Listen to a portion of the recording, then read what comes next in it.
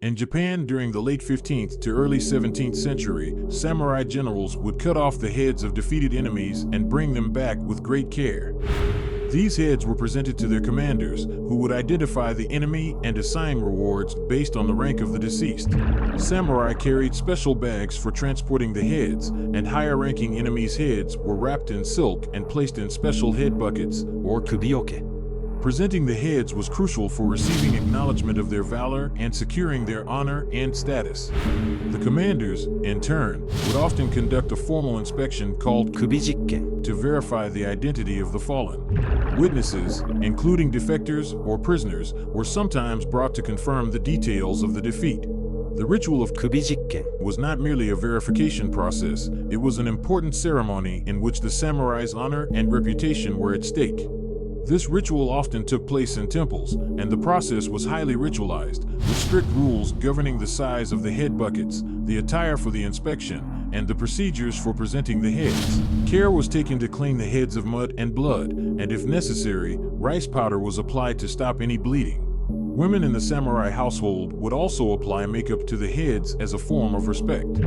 Samurai even paid close attention to their appearance, knowing that their own heads might one day be presented in a similar fashion. Depending on the rank of the deceased, offerings were prepared, such as kelp or sake, especially for higher-ranking enemy heads. The heads of defeated enemies, once presented before a commander, were sometimes used to predict future fortunes based on their facial expressions. This practice involved the interpretation of the eyes, with different positions being associated with various omens.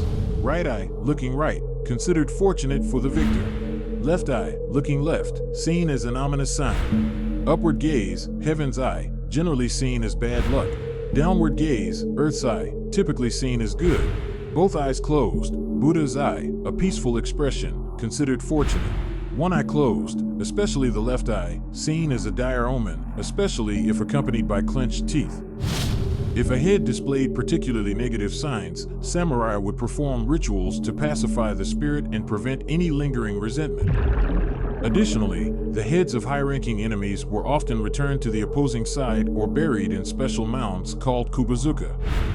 In modern times, the practice of taking and displaying enemy heads may seem barbaric and cruel.